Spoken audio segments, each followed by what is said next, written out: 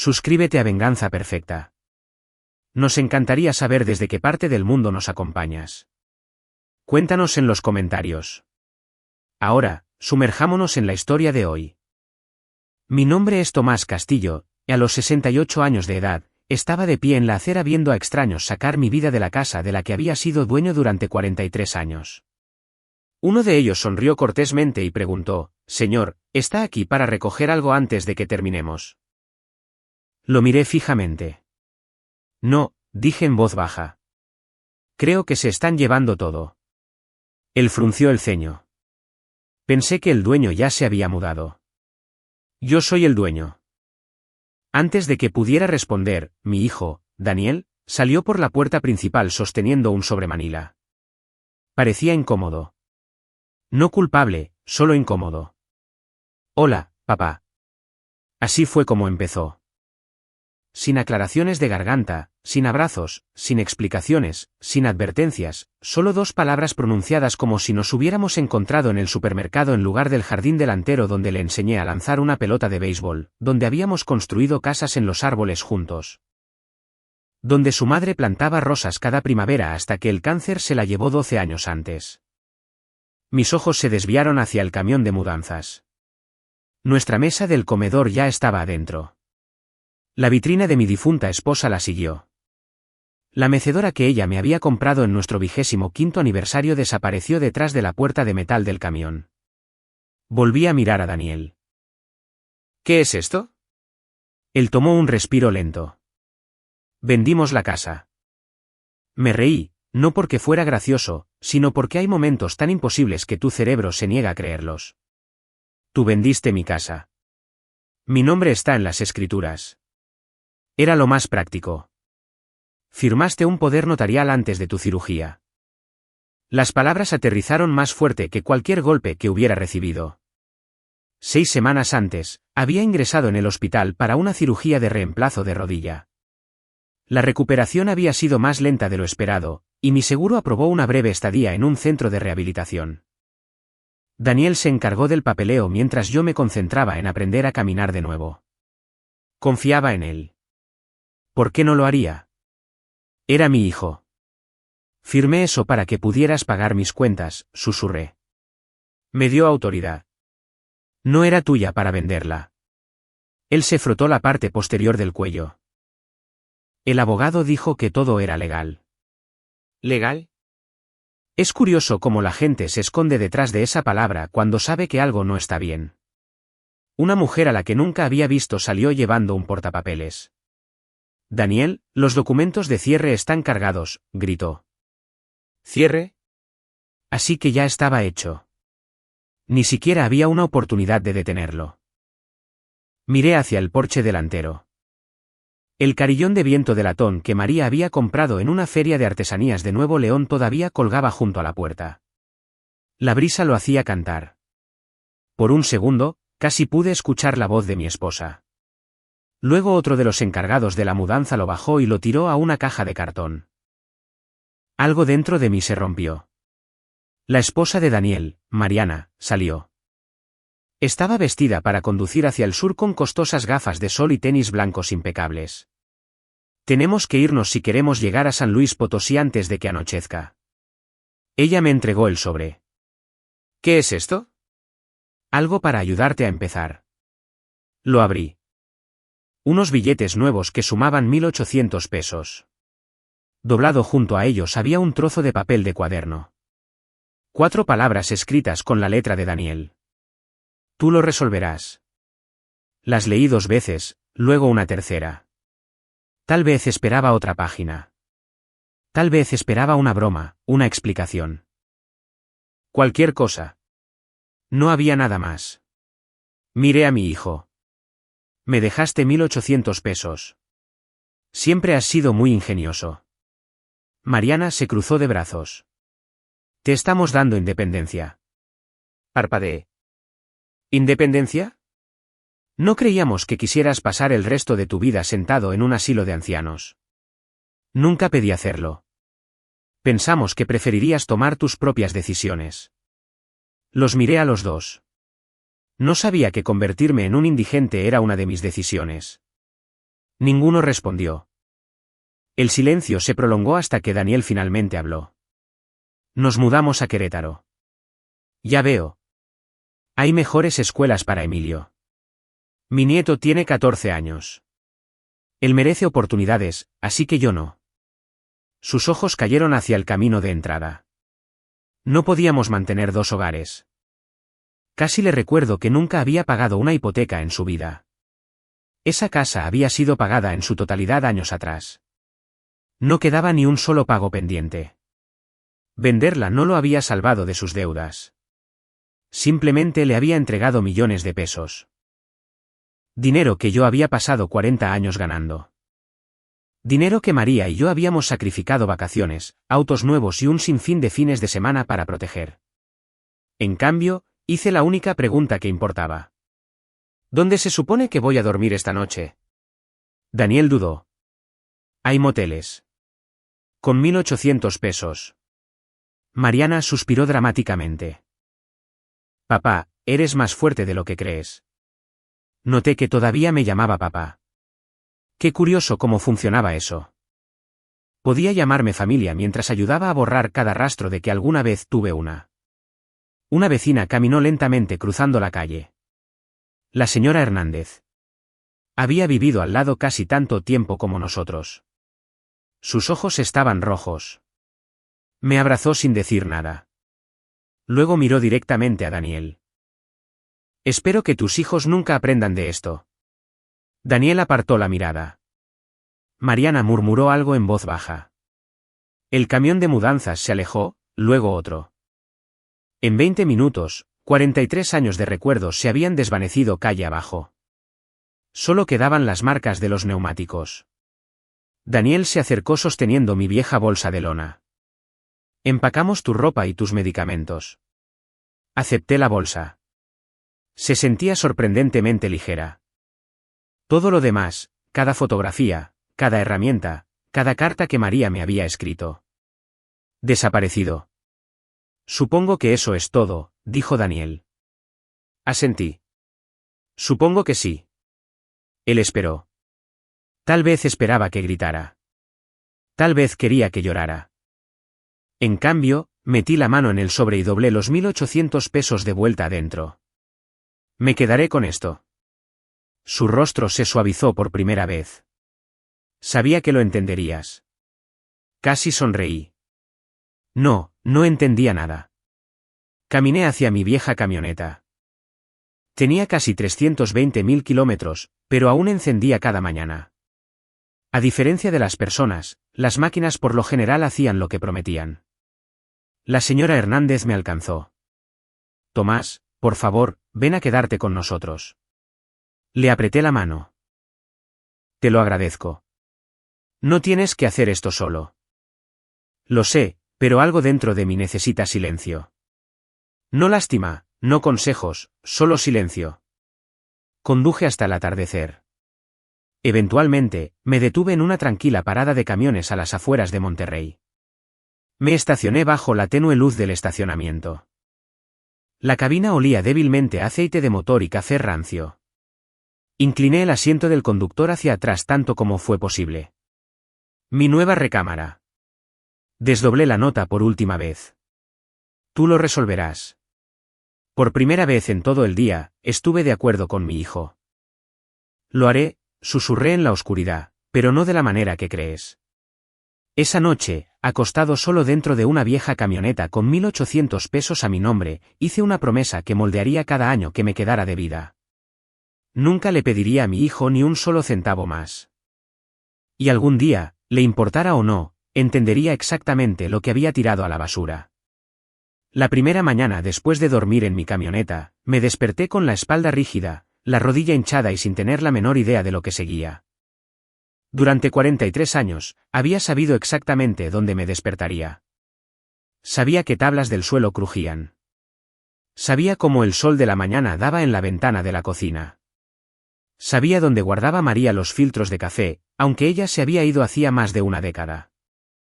Ahora me estaba cepillando los dientes en el baño de una parada de camiones mientras los tráileres retumbaban afuera. La vida cambia rápidamente.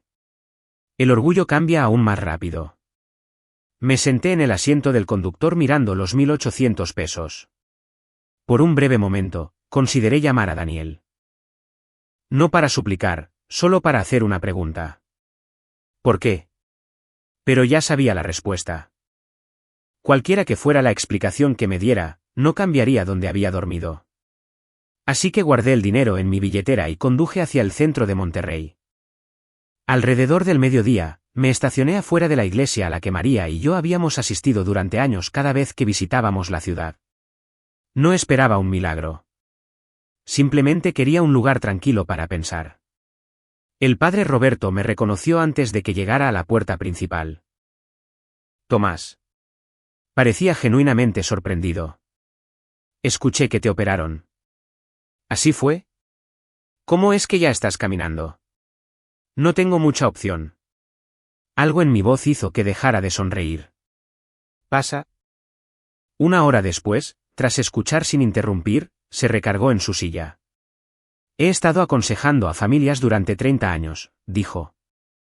A veces los extraños se tratan mejor entre sí que los propios familiares. Asentí. No necesito que nadie solucione esto. Lo sé. Solo necesito un lugar donde estar el tiempo suficiente para averiguar mi próximo paso. Él sonrió.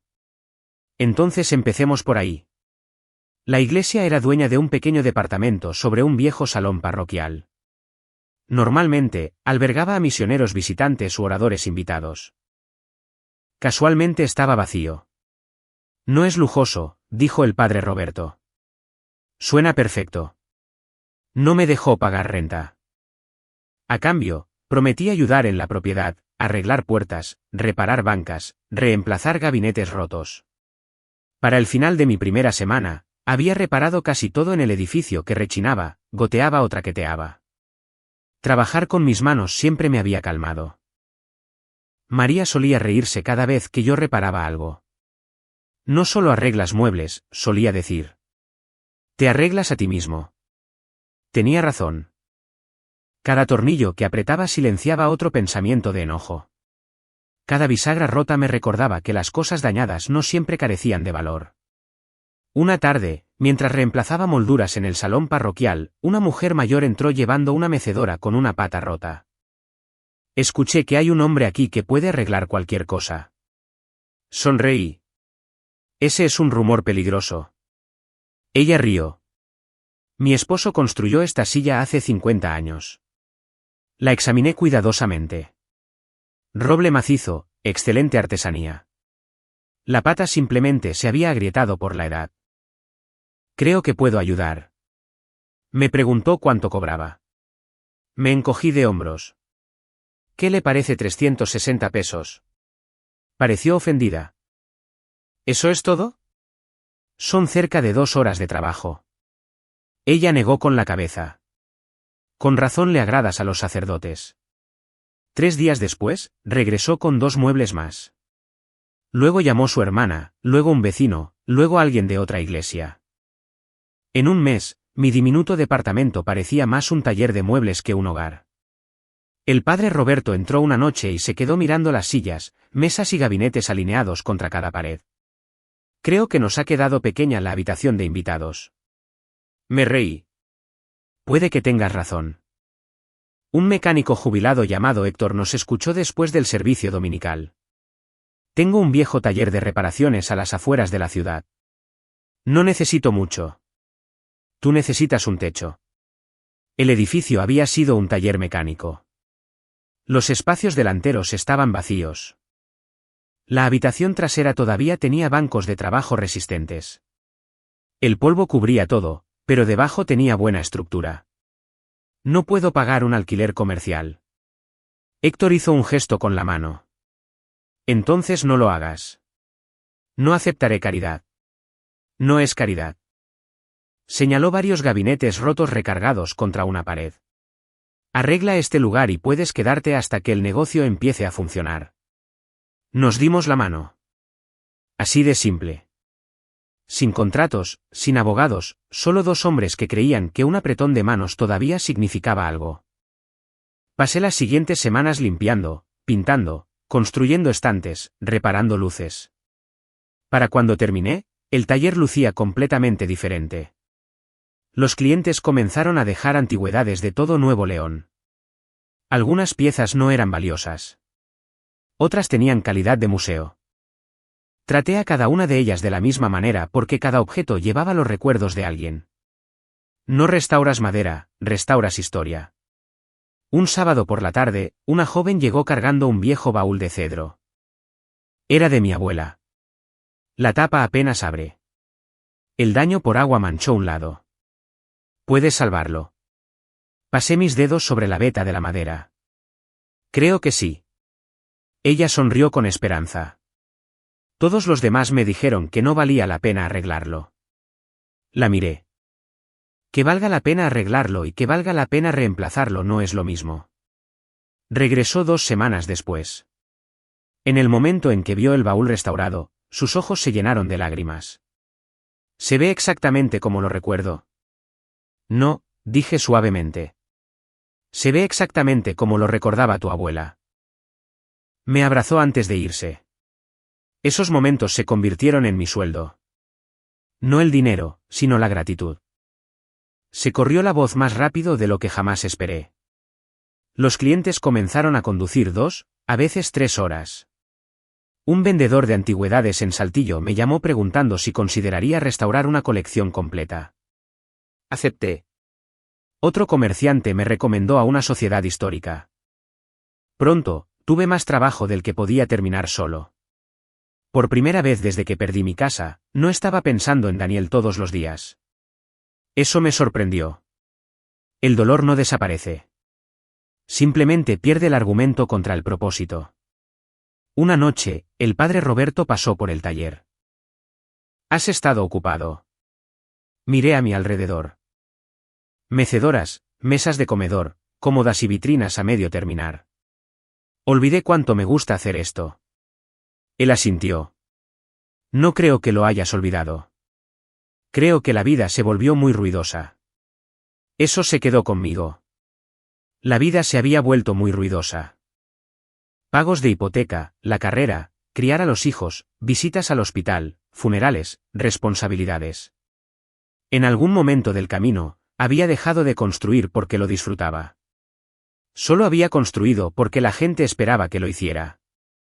Ahora, a mis casi 70 años, finalmente estaba construyendo de nuevo para mí mismo. Cerca de Navidad, el periódico local publicó un pequeño artículo: carpintero jubilado da una segunda vida a las reliquias familiares. Nada dramático, solo una historia de interés humano. El reportero me preguntó, ¿qué lo inspiró? Respondí con honestidad. Sé lo que es perder algo que creías que tendrías para siempre. El negocio se duplicó después de ese artículo.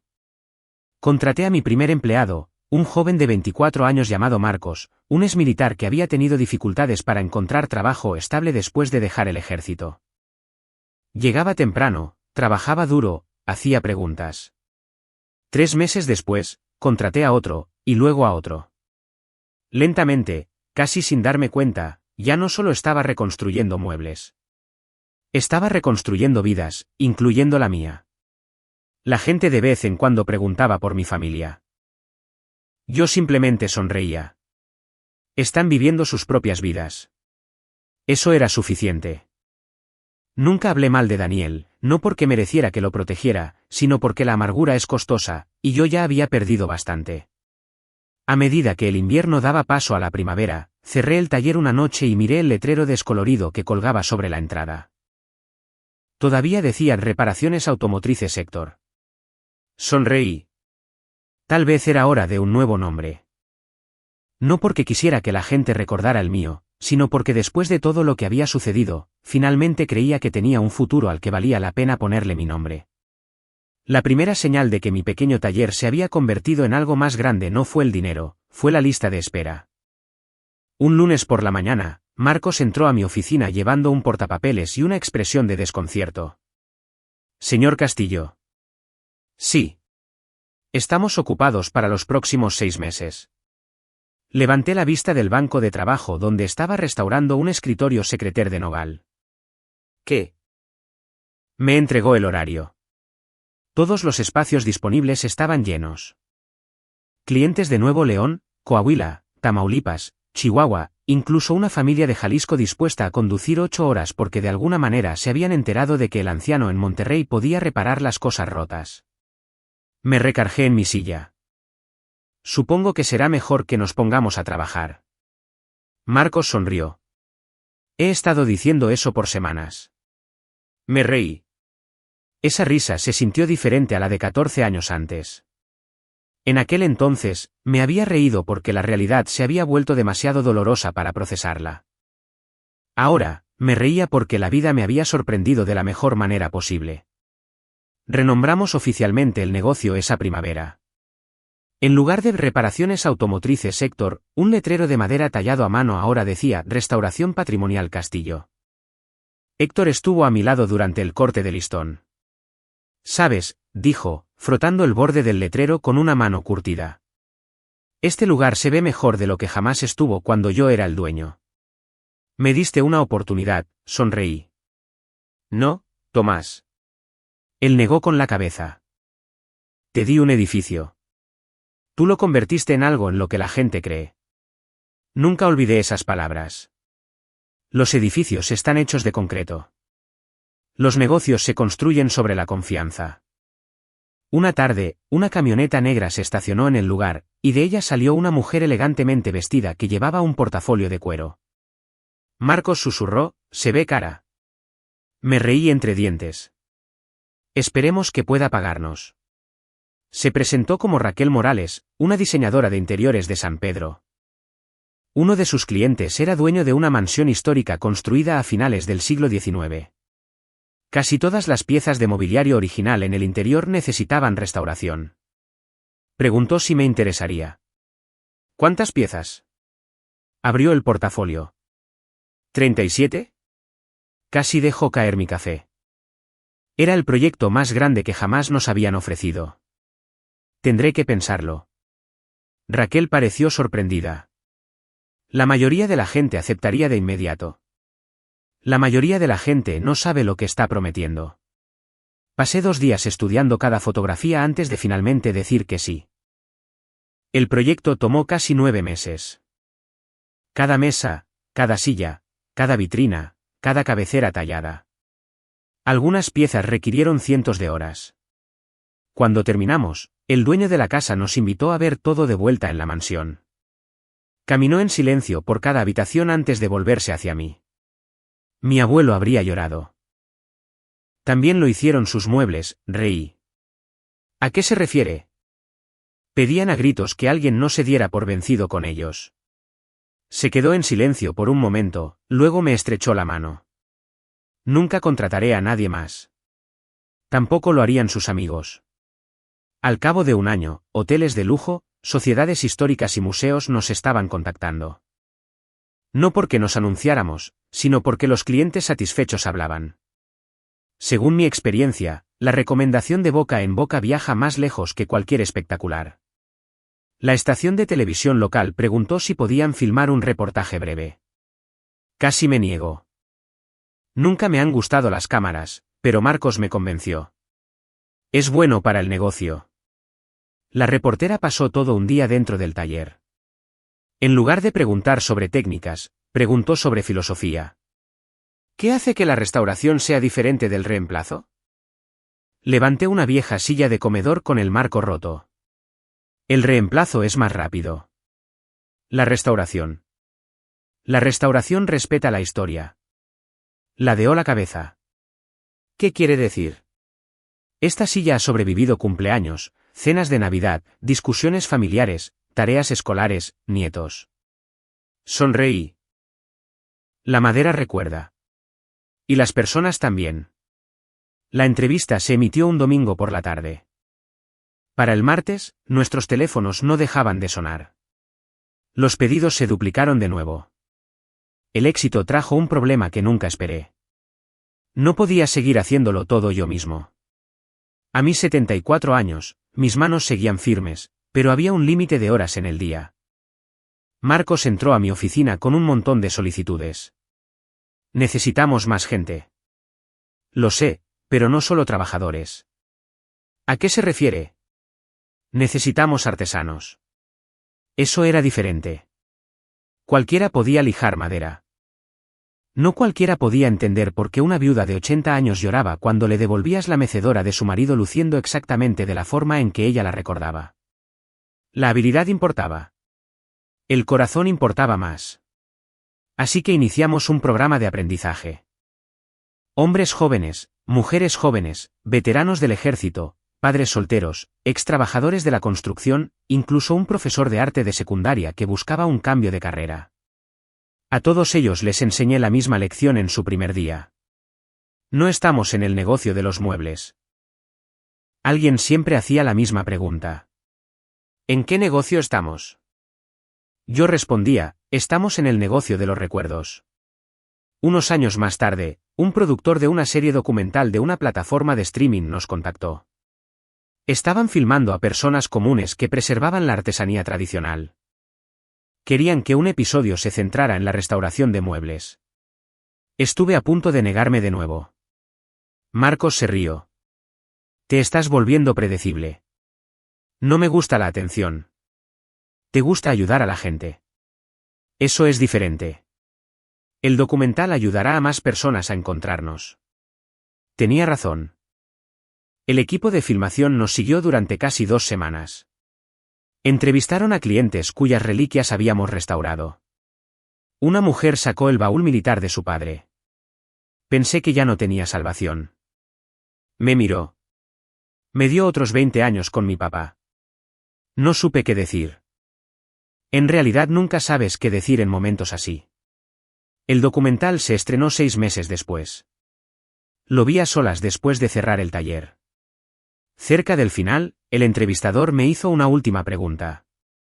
¿Alguna vez ha experimentado perder algo que amaba? Dudé. Las cámaras siguieron rodando. Finalmente, respondí. Hace 14 años. Miré mis manos. Alguien me dejó con 1.800 pesos y me dijo que yo lo resolvería. El entrevistador se quedó en silencio. Y, lo resolvió. Sonreí. Resolví algo que ellos nunca esperaron. ¿Qué fue? Nadie puede vender tu futuro. Pueden vender tu casa. Pueden llevarse tus pertenencias. Pueden marcharse. Pero no pueden decidir en quién te conviertes después de que se van. Esa línea se convirtió en el momento más citado del documental. La gente empezó a escribir cartas. Veteranos, viudas, padres divorciados, maestros jubilados, sobrevivientes de cáncer. Algunos me daban las gracias por restaurar muebles. La mayoría me agradecía por darles esperanza. El dinero llegó más rápido de lo que jamás imaginé. Por primera vez en mi vida, tenía más que suficiente.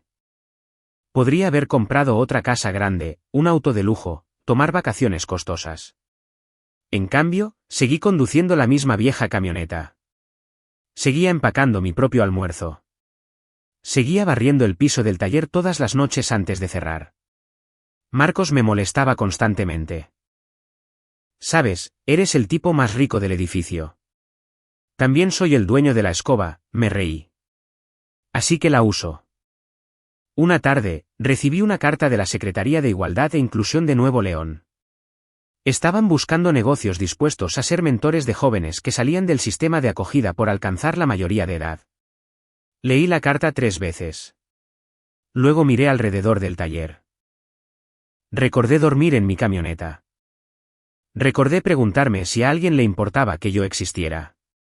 Nadie debería comenzar la edad adulta sintiéndose abandonado. Llamé a Marcos a mi oficina. Vamos a empezar algo nuevo. Él se sentó. ¿Qué tipo de proyecto? No es un proyecto. Es una promesa. En un año, Restauración Patrimonial Castillo había lanzado un programa de becas y aprendizaje que pagaba a jóvenes adultos mientras les enseñaba un oficio especializado. Ver a esos chicos ganar confianza me recordó algo que casi había olvidado. Lo más grandioso que puedes construir no son muebles. Son personas. Nunca imaginé que una tranquila entrevista sobre un viejo taller viajaría eventualmente mucho más allá de Nuevo León.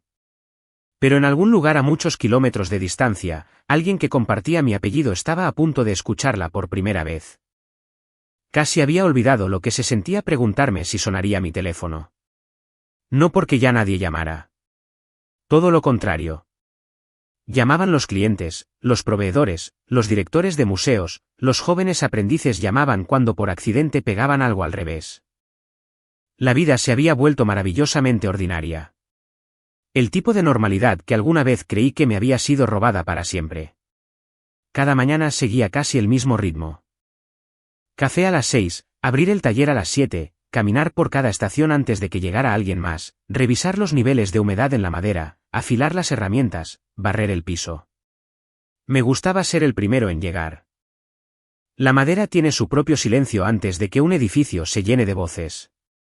Me recordaba que cada día comienza inacabado, al igual que las personas. Un martes por la mañana, Marcos entró con una tableta. «Volviste a salir en las noticias».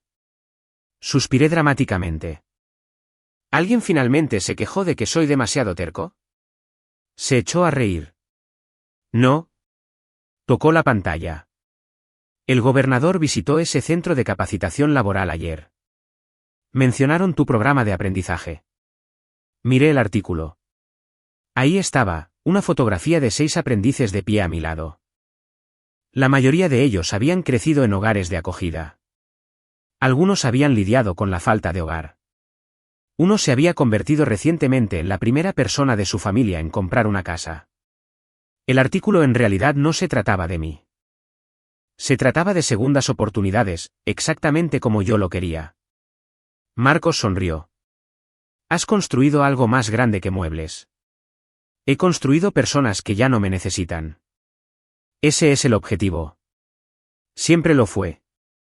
A unos 1100 kilómetros de distancia, en un tranquilo vecindario a las afueras de Querétaro, mi nieto Emilio estaba sentado a la mesa de la cocina de su familia. Yo no sabía nada de esto hasta mucho después.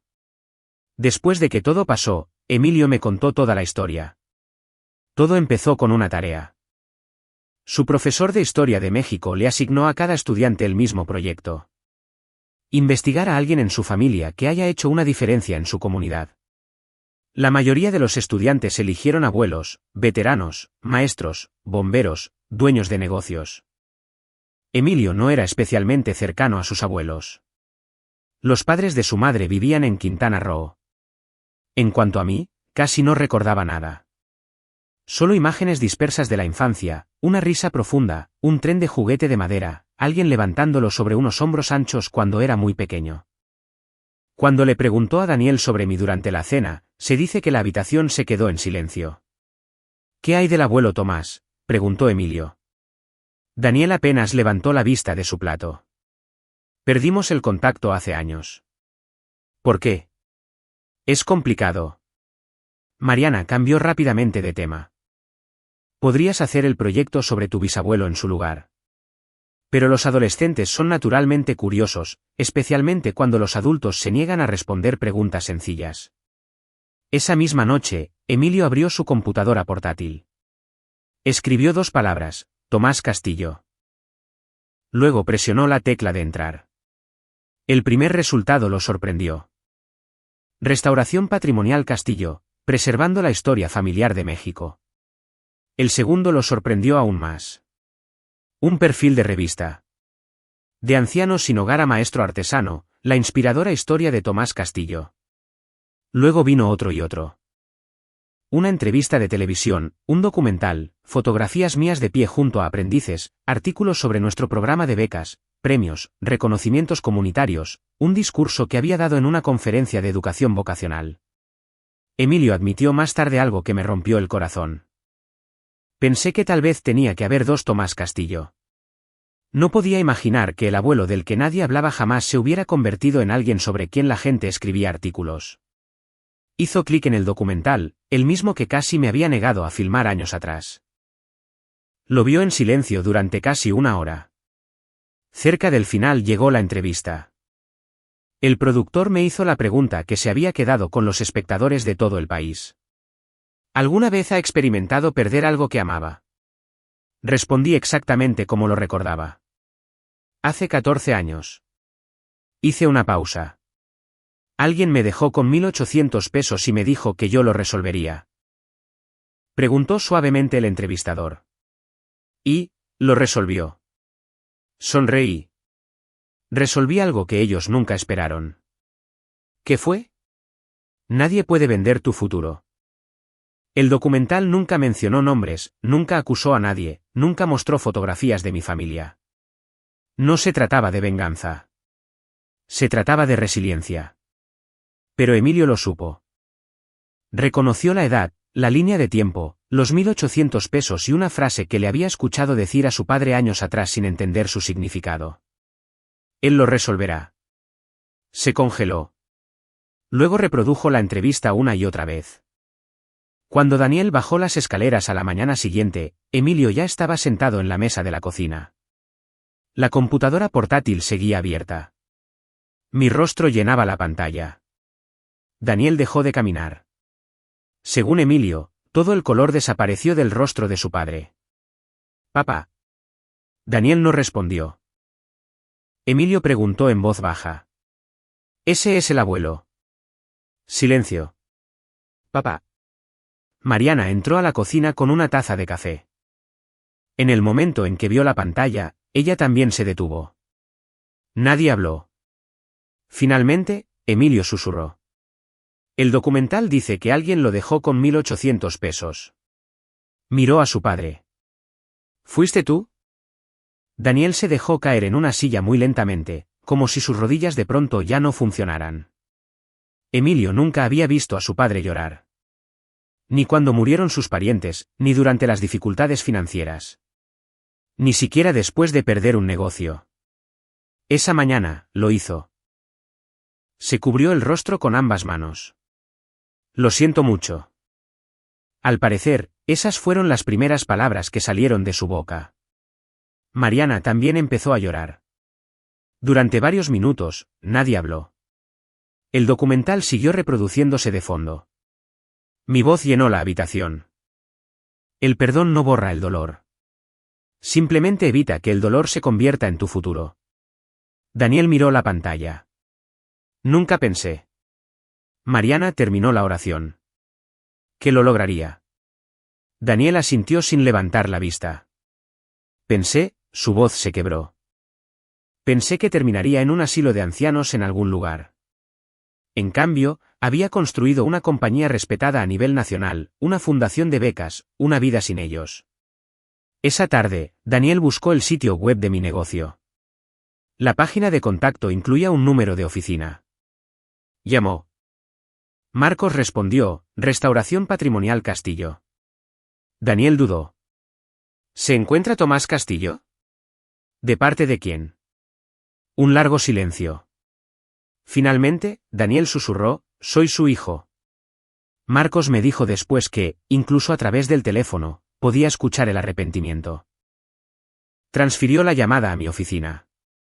Eché un vistazo al número desconocido de Querétaro. Algo dentro de mí lo supo. Dejé que sonara. El buzón de voz respondió. 5 minutos después, volvió a llamar. Luego llamó Mariana. Luego otro número. Luego otro. Para la noche, tenía 23 llamadas perdidas. A la mañana siguiente, había 68. Luego 94. Luego, 140 mensajes de voz comenzaron a llenar mi buzón. Por favor, llámanos. Necesitamos hablar. Lo sentimos. Emilio quiere conocerte. ¿Sé que no merezco esto? No escuché ninguno de ellos. No porque odiara a mi hijo. Porque 14 años antes, él tampoco había querido escuchar ni una sola palabra de mí. Para el final del segundo día, mi teléfono mostraba un número que nunca imaginé que vería. 217 llamadas perdidas. Marcos miró desde el banco de trabajo. ¿Piensas contestar alguna de esas? Deslicé el teléfono de vuelta en mi bolsillo. No. ¿Estás enojado? Lo pensé cuidadosamente antes de responder. No. Entonces, ¿por qué no? Miré alrededor del taller hacia los aprendices que se reían juntos frente a los muebles que esperaban ser restaurados. A la vida que había pasado 14 años construyendo en silencio. Luego sonreí. Porque después de todo este tiempo, finalmente tengo derecho a elegir cuándo comienza la conversación. No devolví ni una sola llamada durante 8 días. No porque quisiera venganza. No porque quisiera que Daniel sufriera. Simplemente no estaba listo para reabrir un capítulo que me había tomado 14 años cerrar. Cada mensaje de voz sonaba casi igual. Por favor, llama. Lo siento. Necesitamos hablar. Entonces un mensaje sonó diferente. No era Daniel. No era Mariana. Era Emilio. Su voz era joven, nerviosa e insegura. Hola, abuelo. Dudó durante varios segundos. Ni siquiera sé si debería llamarte así. Otra pausa. No te llamo por dinero. No quiero nada. Yo solo. De verdad me gustaría conocerte. Si no quieres, lo entiendo. Pero si alguna vez cambias de opinión, su voz se quebró, me gustaría conocer al hombre que todos los demás parecen admirar. El mensaje terminó. Lo escuché 3 veces más. Marcos entró a mi oficina con unas facturas. ¿Estás bien? En lugar de responder, le entregué mi teléfono. Escuchó en silencio. Cuando terminó, me miró. Ese no es tu hijo. No, es un chico que busca a su abuelo. Me recargué en mi silla. Lo sé. Entonces, ¿qué vas a hacer?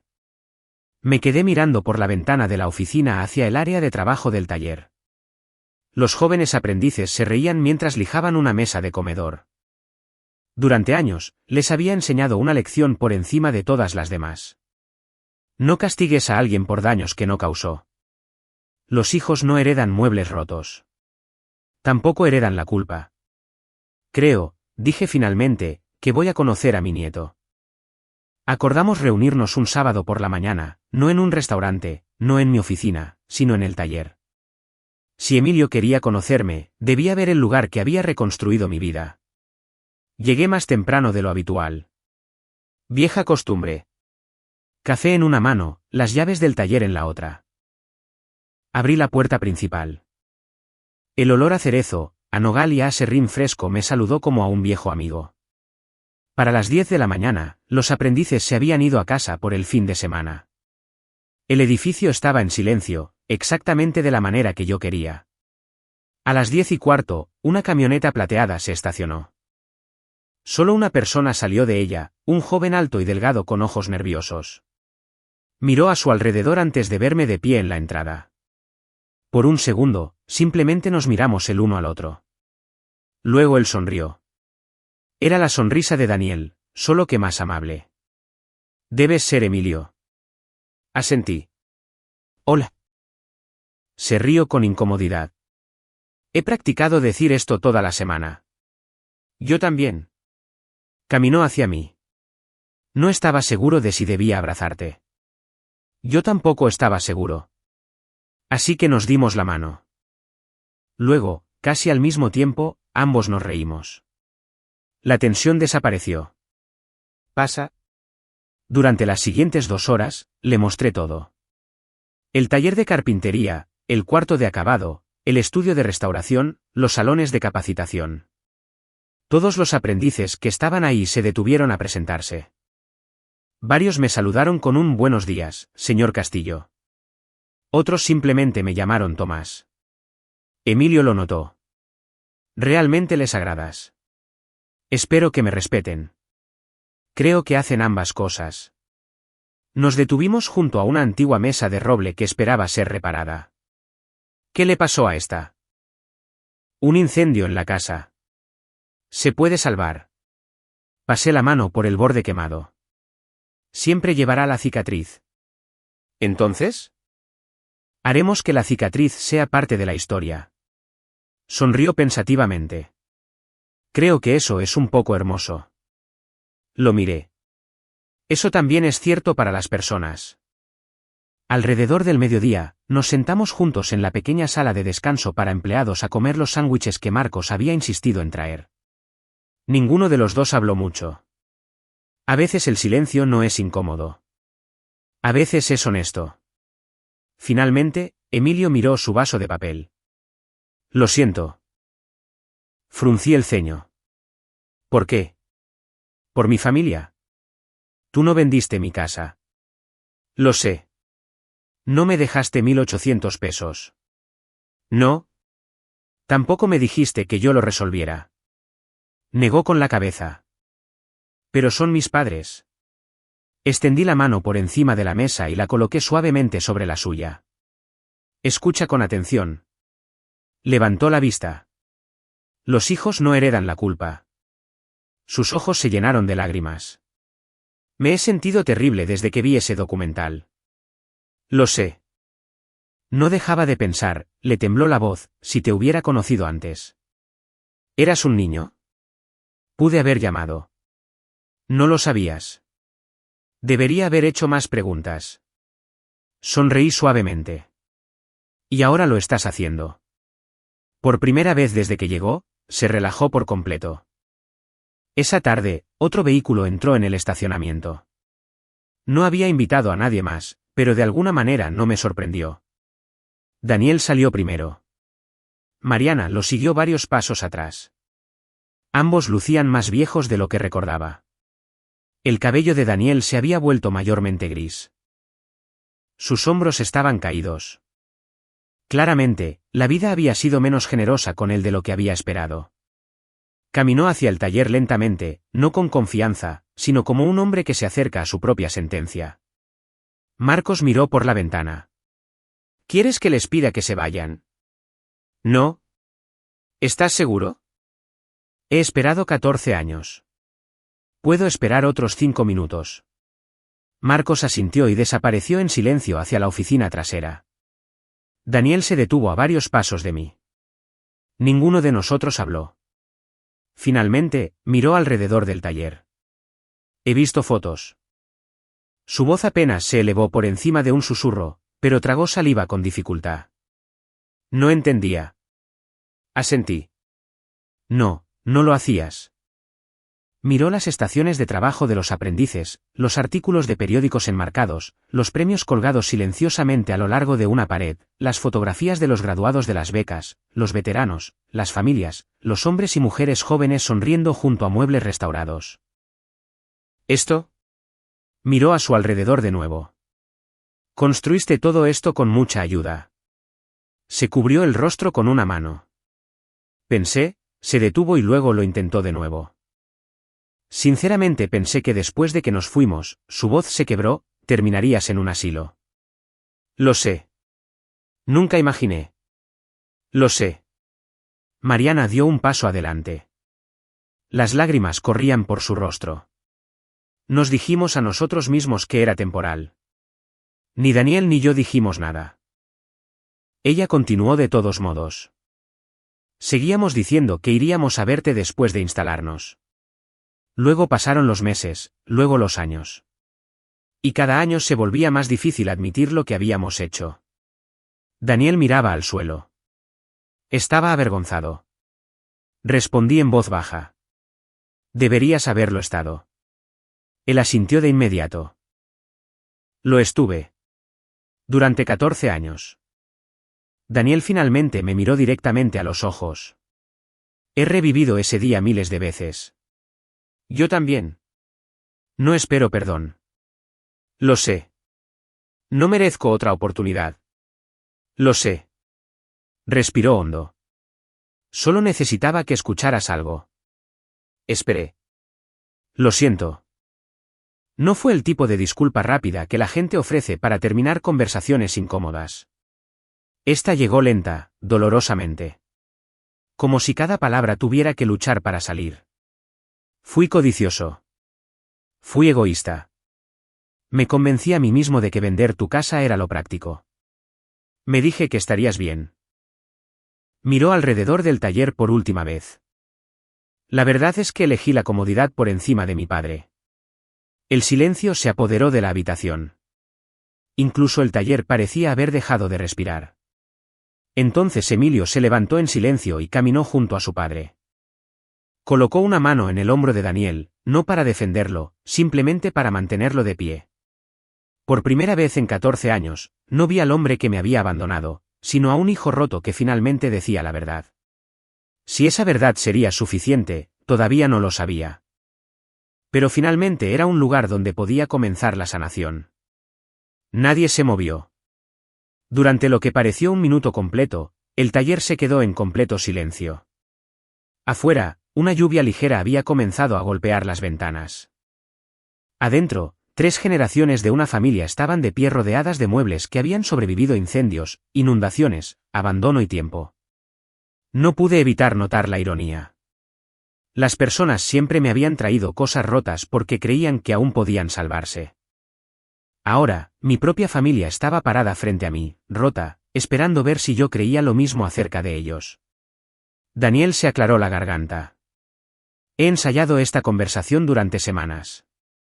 Supongo que quería explicarlo todo. Negué suavemente con la cabeza. No me debes una explicación. Sus hombros cayeron. Te debo una. Tal vez. Lo miré a los ojos. Pero las explicaciones y las excusas a menudo visten la misma ropa. Asintió lentamente. Lo sé. He tenido 14 años para pensar. Yo también. Por primera vez desde que había llegado, ninguno de los dos estaba tratando de ganar. Simplemente estábamos diciendo la verdad. Daniel sacó un sobredoblado de su chaqueta. Traje algo. Me lo entregó. Adentro había un cheque de caja. La cantidad me hizo parpadear. Representaba casi cada centavo que había recibido por la venta de mi casa todos esos años atrás, junto con años de intereses acumulados. Vendí nuestra casa por esto. Apartó la mirada. Sé que no arregla nada. No lo hace. No espero que lo cobres. Lo traje porque nunca fue mío. Doblé el cheque y se lo devolví. No. Pareció confundido. Papá, no lo quiero. ¿Te lo ganaste? No. Sonreí con tristeza. Me lo gané antes de que tú vendieras la casa. Bajó la mano. ¿Qué hago con esto?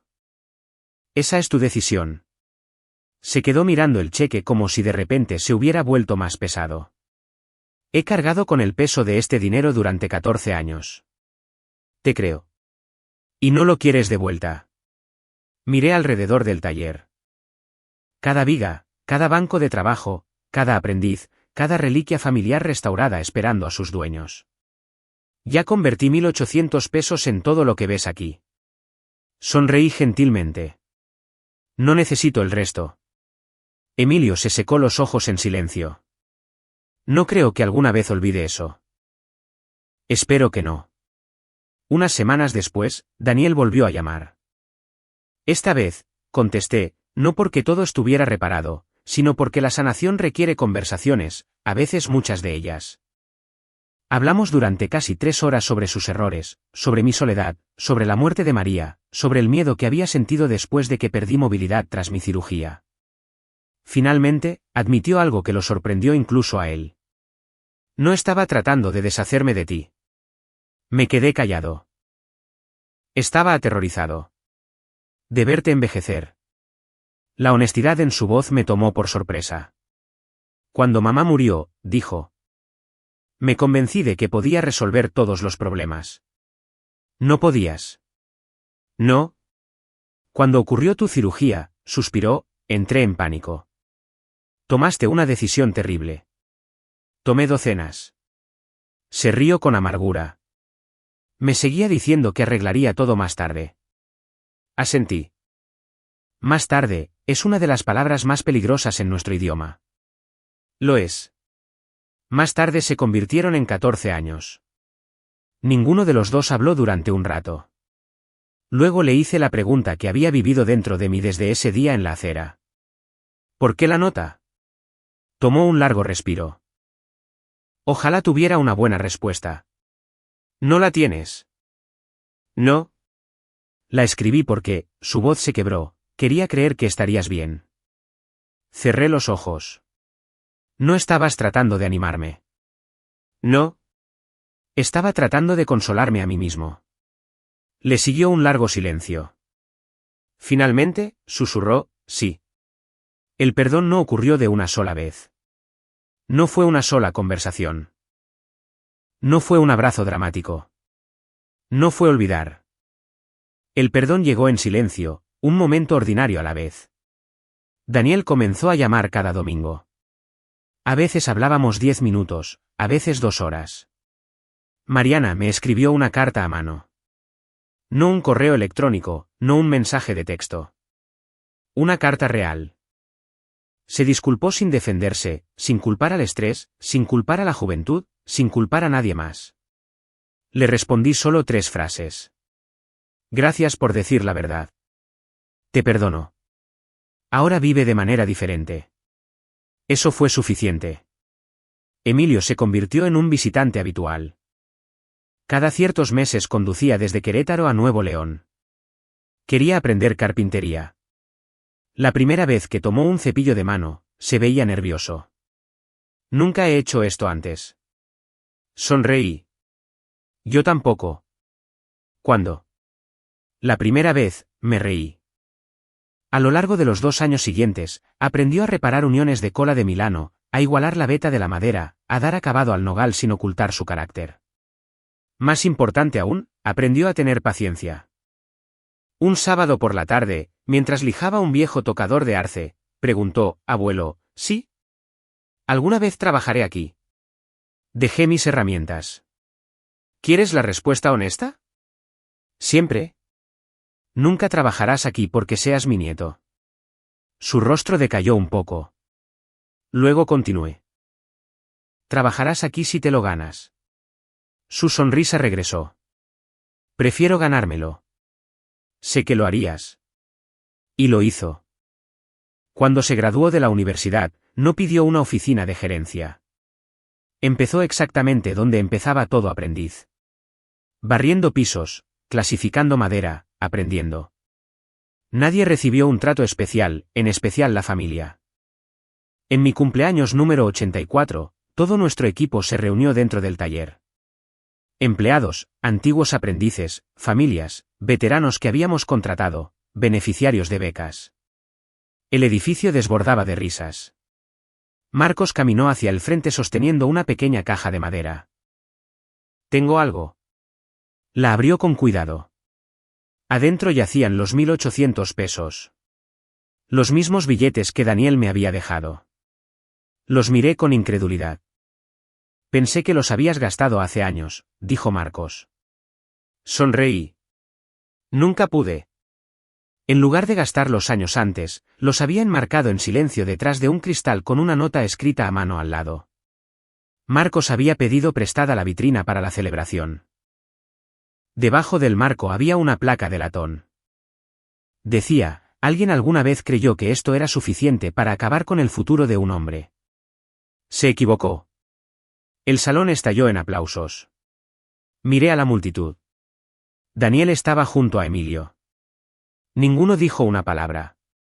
No lo necesitaban. A veces el silencio lo dice todo. Varios meses después, firmé los documentos legales finales para crear la Fundación Patrimonial Castillo. El negocio finalmente se convertiría en propiedad de los empleados. Ningún hijo lo heredaría automáticamente. Ningún nieto lo controlaría automáticamente. Las personas que lo construyeron juntas serían las dueñas en conjunto. El programa de becas se expandió a nivel nacional. Cada año, los jóvenes adultos que salían del sistema de acogida por mayoría de edad recibían capacitación, vivienda, asistencia y programas de aprendizaje remunerados. La gente solía preguntar por qué me enfocaba tanto en ellos. Mi respuesta nunca cambiaba. Porque ningún joven debería preguntarse jamás si ha sido abandonado. Esa misión importaba más de lo que la ganancia alguna vez podría importar. Mirando hacia atrás ahora, entiendo algo que no pude ver en esa noche solitaria en mi camioneta. Perder mi casa no fue la herida más profunda. Perder la creencia de que mi propio hijo me quería, esa fue la herida. Y reconstruir un negocio no fue mi mayor victoria. Reconstruir una familia lo fue. No la familia que solíamos ser. Esa familia se había ido. Pero algo nuevo creció en su lugar. Algo más humilde, algo honesto, algo construido sobre la verdad en lugar de las apariencias. Si estás escuchando esto hoy y alguien te ha hecho sentir desechable debido a tu edad, tus circunstancias o tu pasado, no dejes que su opinión se convierta en tu identidad. La gente puede llevarse tus posesiones, pueden alejarse, pueden subestimarte, pero no pueden decidir el valor de tu vida. Solo tú decides qué construyes con lo que queda en tus manos. Y a veces el comienzo más pequeño se convierte en la base más fuerte. Si esta historia tocó tu corazón, me encantaría escuchar lo que piensas. Comparte tus pensamientos en los comentarios, especialmente si alguna vez has tenido que reconstruir tu vida después de una traición. Tu historia podría animar a alguien que necesita esperanza hoy. Y si quieres más historias sobre resiliencia, perdón familiar y justicia silenciosa, no olvides suscribirte y acompañarnos en el próximo viaje.